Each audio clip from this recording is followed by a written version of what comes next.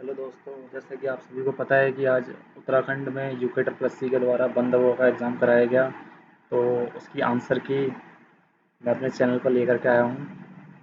तो मेरा जो सेट था वो सी था, सेट सी। तो उसकी आंसर की चलो चेक करते हैं। तो पहला जो सेट सी में पहला सेक्शन था वो फिजिक्स भौतिक शास्त्र का पड़ा था। उसका जो पहला क्वेश्चन है 2.0 डी तथा 0.25 डी क्षमता वाले दो लेंसों का संयोजन किया गया है। संयोजन की फोकस दूरी क्या है? तो इसका आंसर होगा दोस्तों ऑप्शन डी 0.44 एम। सेकेंड, निम्नलिखित में से कौन सा पराश्रव्य तरंगों का अनुप्रयोग नहीं है? तो दोस्तों इसका जो आंसर है वो होगा इलेक्ट्रॉनिक घटकों की सफाई। बाकी के तीनों में पराश्रव्य तरंगों का अनुप्रयोग किया जाता है। ऑप्शन डी इलेक्ट्रॉनिक घटकों की सफाई में नहीं किया जा सकता। तीसरा क्वेश्चन, एक जनयंत्र जो कि यांत्रिक ऊर्जा को विद्युत ऊर्जा में बदलता है, यह डैश के सिद्धांत पर कार्य करता है? तो ये विद्युत चुंबकीय प्रेरण। ऑप्शन फोर, ऑप्शन डी इसका सही आंसर होगा। चौथा क्वेश्चन, निम्न में से कौन सा पदार्थ लेंस बनाने के लिए प्रयुक्त नहीं किया जा सकता? तो इसका ये बहुत इजी क्वेश्चन, सबसे इजी क्वेश्चन यही था इस पूरे पेपर में। इसका ऑप्शन डी आंसर मिट्टी होगा। और पांचवा क्वेश्चन है, कोई विद्युत केतली 220 वोल्ट पर प्रचलित होने पर 1 किलोवाट विद्युत शक्ति उपभोग करती है। इसके लिए किस अनुपांक के फ्यूज तार का उपयोग किया जाना चाहिए? तो इसका आंसर ऑप्शन बी 4.5 एम्पियर होगा। सिक्स क्वेश्चन, एक प्रतिध्वनि 4 से में सुनी जाती है, स्रोत से परावर्तक सतह की दूरी क्या होगी? दिया गया है ध्वनि की चाल 342 मीटर पर सेकंड दी हुई थी। तो इसका आंसर जो है दोस्तों वो ऑप्शन डी 684 मीटर होना चाहिए। और सातवां क्वेश्चन था, एक व्यक्ति 2 m से अधिक दूरी पर स्थित बिंदु को स्पष्ट नहीं देख सकता। इस दोष का संशोधन उस लेंस के उपयोग द्वारा किया जा सकता है, इसकी क्षमता। इसका आंसर दोस्तों ऑप्शन ए +0.5 डी होना चाहिए। आठवां क्वेश्चन है, परावर्तन के नियम मान्य हैं केवल, ये परावर्तन के जो नियम होते हैं दोस्तों वो सभी दर्पणों किसी भी आकार के। ऑप्शन बी जो है वो करेक्ट आंसर है इसका। और नवा क्वेश्चन है, निम्न में से किस ग्राफ में किसी निश्चित समय अंतराल के लिए औसत वेग का मान शून्य हो सकता है? टी व एक्स क्रमशः विस्थापन व समय को दर्शाते हैं। तो दोस्तों इसका ऑप्शन सी जो है वो सही आंसर है। इसका क्वेश्चन 2 ओम और 4 ओम प्रतिरोध के दो प्रतिरोधकों को किस बैटरी से संयोजित करने पर होगा? पार्श्व क्रम में संयोजित हो तो इनसे समान धारा प्रवाहित होगी। दोस्तों ऑप्शन ए जो है वो करेक्ट आंसर है इसका। 11वां क्वेश्चन, एक प्रत्यावर्ती धारा जनित्र को दिष्ट धारा जनित्र में परिवर्तित करने के लिए विभक्त विलय द्विक परिवर्तक का उपयोग करते हैं। दोस्तों ऑप्शन बी जो है वो करेक्ट आंसर है इसका। 12वां क्वेश्चन, मनुष्य के कान का कौन सा भाग दबाव कंपनों को विद्युत संकेतों में बदलता है? तो कर्णावर्त जो होता है वो ऑप्शन डी जो है वो करेक्ट आंसर है। प्राथमिक इंद्रधनुष। 13वां क्वेश्चन है दोस्तों, प्राथमिक इंद्रधनुष निर्माण के अंतर्गत प्रकाश किरण द्वारा जल विद्युत के भीतर जाने से लेकर हमारी आंख तक पहुंचने में निम्न क्रमबद्ध घटनाएं घटित होती हैं। तो इसका ऑप्शन सी जो है अपवर्तन और आंतरिक परावर्तन सही आंसर होना चाहिए। 14वां क्वेश्चन है, चित्र में दर्शाए अनुसार कोई इलेक्ट्रॉन किसी चुंबकीय क्षेत्र के लंबवत प्रवेश करता है, इलेक्ट्रॉन पर आरोपित बल की दिशा क्या होगी? तो ऑप्शन बी कागज के भीतर की ओर जाते हुए, ये इसका करेक्ट आंसर है दोस्तों। 15वां क्वेश्चन है, पृथ्वी की सतह के पास चुंबकीय त्वरण जी है, यदि पृथ्वी का द्रव्यमान व त्रिज्या दोनों को उनके मूल मान से आधा कर दिया जाए तो गुरुत्वीय त्वरण हो जाएगा। Option A 4g correct answer है। 16वां क्वेश्चन, जब प्रकाश किरण नेत्र में प्रवेश करती है तो अधिकांश अपवर्तन कहाँ होता है? ऑप्शन बी कॉर्निया की बाहरी सतह पर करेक्ट आंसर है। यदि किसी गोलीय दर्पण की फोकस दूरी 20 सेंटीमीटर है तो गोलीय दर्पण की वक्र त्रिज्या होगी 10 centimetre. Option A correct answer है। 18वां क्वेश्चन है, 2 ओम 3 ओम 6 ओम प्रतिरोधकता वाले के तीन प्रतिरोधों को किस प्रकार जोड़ा जाए कि उनका तुल्य प्रतिरोध 4 ओम हो जाए? दोस्तों ऑप्शन ए 3 ओम व 6 ओम को समांतर क्रम में, जो कि 2 ओम के साथ श्रेणी क्रम हो। ऑप्शन ए इसका करेक्ट आंसर है। 19वां क्वेश्चन, 50 केजी द्रव्यमान का एक लड़का 50 सीढ़ियां 10 सेकंड में चढ़ता है। यदि एक सीढ़ी की ऊंचाई 15 सेंटीमीटर है तो लड़के की शक्ति क्या होगी? Option B 375 W correct answer. 20वां क्वेश्चन, एक क्रेन 50 किलोग्राम द्रव्यमान को 20 सेकंड में 20 मीटर ऊपर उठा देती है, उसकी शक्ति होगी? Option A 490 watt correct answer. Option A इसका करेक्ट आंसर होगा दोस्तों 20वें क्वेश्चन का। 21वां क्वेश्चन है, किसी कण का चाल ग्राफ चाल डैश समय ग्राफ चित्र में दर्शाया गया है। कर्ण द्वारा 10 से में तय की गई दूरी। ऑप्शन सी करेक्ट आंसर है दोस्तों इसका 130 मीटर। 22वां क्वेश्चन, घरेलू विद्युत बल्ब जिस पर 100 वाट से 220 वोल्टेज अंकित है प्रतिरोध होता है, इसका प्रतिरोध दोस्तों 484 ओम, यानी कि ऑप्शन बी करेक्ट आंसर है। 23वां क्वेश्चन, दर्शाए गए वक्र चित्र में आदि तरंग दैर्घ्य में इसमें इसका दोस्तों ऑप्शन बी बी और डी, जो कि बी डी है। ऑप्शन बी इसका करेक्ट आंसर है। किसी अवतल दर्पण के वक्रता केंद्र तथा फोकस के मध्य कोई वस्तु रखी गई है, इसमें इससे बनने वाले प्रतिबिंब के साथ संबंध में कौन सा गुण असत्य है? तो ये अनंत पर ऑप्शन सी जो है वो इसका करेक्ट आंसर होगा। बाकी वास्तविक, उल्टा, बड़ा, ये तीनों ही होते हैं, इससे संबंध रखते हैं इस प्रतिबिंब से, लेकिन जो अनंत पर ऑप्शन सी है वो संबंध नहीं रखता है, इसलिए ये करेक्ट आंसर होगा।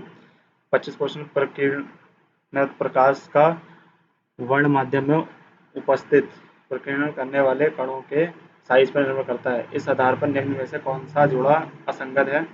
तो दोस्तों इसका करेक्ट आंसर दोस्तों मैं काफ़ी मैंने ढूंढा लेकिन ये मिला नहीं है। इसको मैं जो आगे एक वीडियो बनाऊंगा उसमें सॉल्व करके डाल दूँगा। इसमें 4-5 क्वेश्चन ऐसे छूटे हुए हैं जो कि अभी इसके आंसर मिले नहीं हैं, तो वो मैं उन पे रिसर्च करके उनके आंसर निकाल के दोस्तों एक अगली वीडियो बना के उसमें डाल दूँगा, शॉर्ट वीडियो बना के। क्वेश्चन 26 देखते हैं। 5 केजी द्रव्यमान के तांबे तथा 2 किलोग्राम द्रव्यमान के लोहे के गोलों के व्यास समान हैं। दोनों गोले किसी मीनार के एक साथ किसी मीनार से एक साथ गिराए जाते हैं। जब वह भूतल से 6 मीटर ऊपर होते हैं तब इनके समान होंगे, तो इनका जो त्वरण है दोस्तों वो समान होगा। Option C is the correct answer.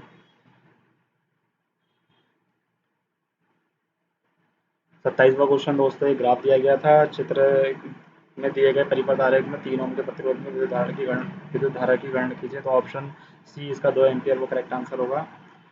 10 joule कार्य किसके बराबर है? तो ये 10 न्यूटन मीटर के बराबर होता है। ऑप्शन बी करेक्ट आंसर होगा दोस्तों।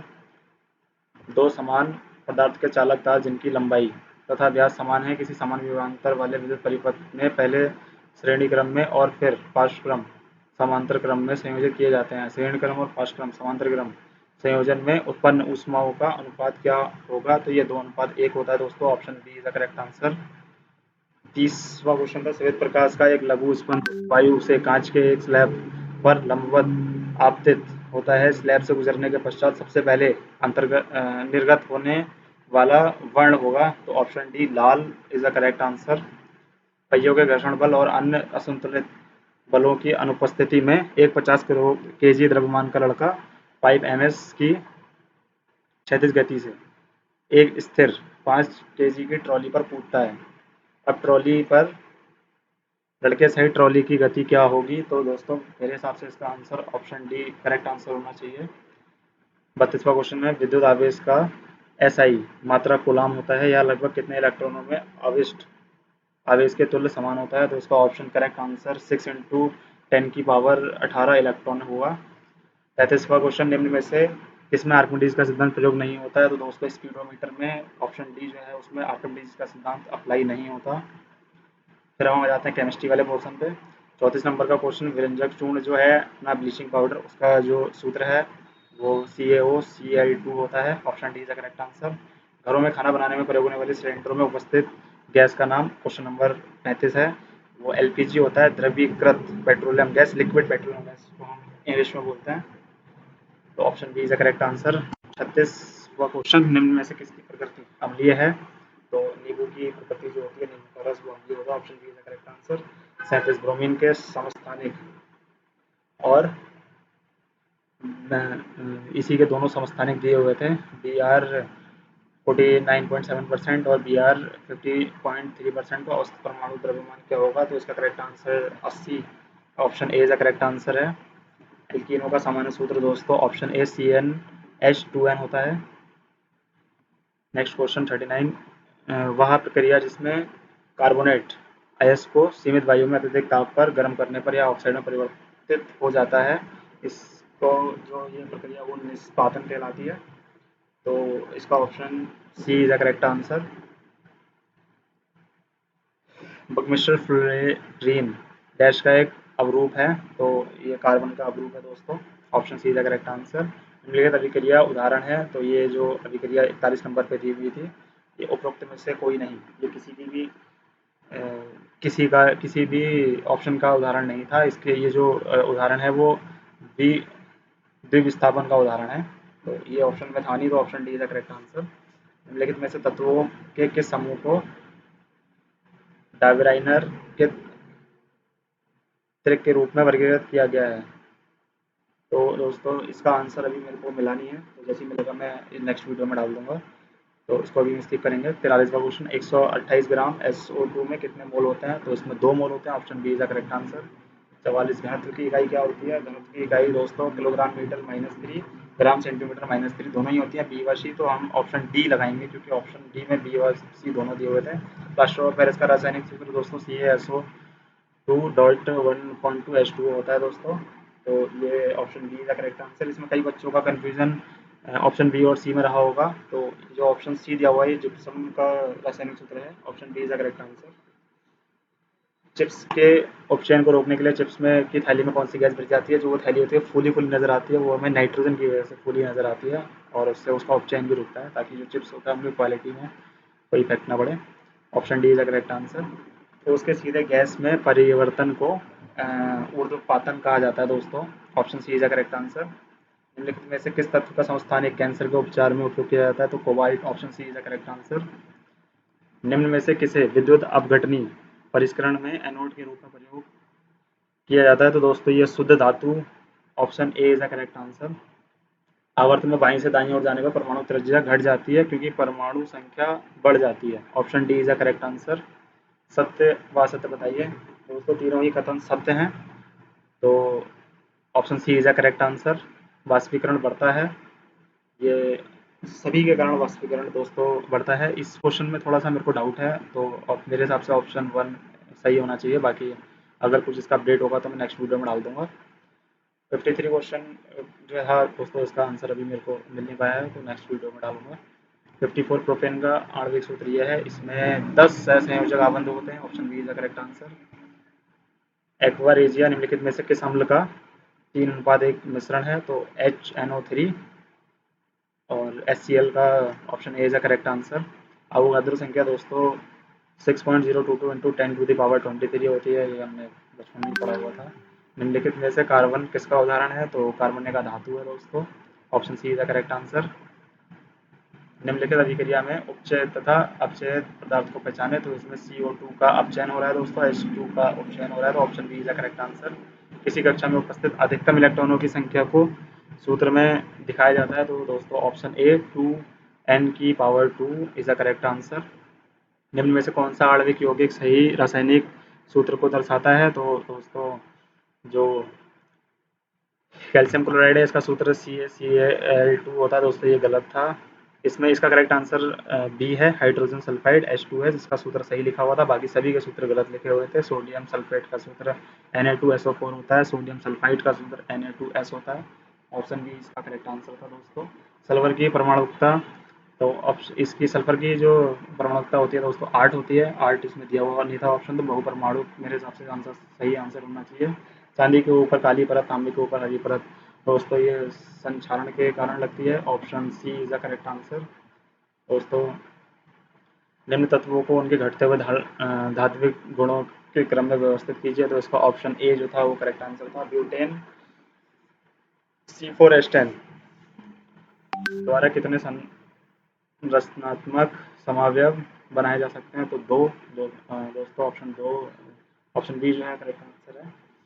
और 65वां क्वेश्चन, जल H2O में संयुक्त तत्वों के द्रव्यमान अनुपात की गणना कीजिए। तो दोस्तों 1:8, इसमें हाइड्रोजन के 2 परमाणु और ऑक्सीजन के 16, तो इनका अनुपात जो होता है 1:8 होता है। Option A is the correct answer. उसमें ताप की मात्रा जो 1 kg द्रव्य को उसके क्वथनांक पर वायुमंडलीय दाब पर गैसीय अवस्था में परिवर्तन के लिए चाहिए, उसे क्या कहा जाता है? तो दोस्तों उसको वाष्पीकरण की गुप्त ऊष्मा। Option A is the correct answer.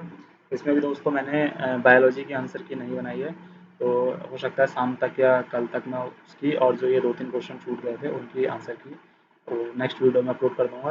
इसमें आपको कोई डाउट होता है या कोई मेरी तरफ से कोई क्वेश्चन ऐसा जो मैंने उसका आंसर गलत बताया, तो आप कमेंट में मेरे को बता सकते हैं, या कुछ आपको डाउट है तो कमेंट में आप मेरे से पूछ सकते हैं। मैं कोशिश करूँगा कि जो बायोलॉजी की आंसर की है और जो 2-3 क्वेश्चन छूट गए थे तो उनको मैं जल्दी ही उनकी भी आंसर की बना के अपलोड कर दूँ। बाकी अगर इसमें आपको कोई प्रॉब्लम होती है या कुछ लगता है, तो आपको कोई क्वेश्चन आपके माइंड में आता है तो आप मेरे को कमेंट में बता सकते हैं। Thank you.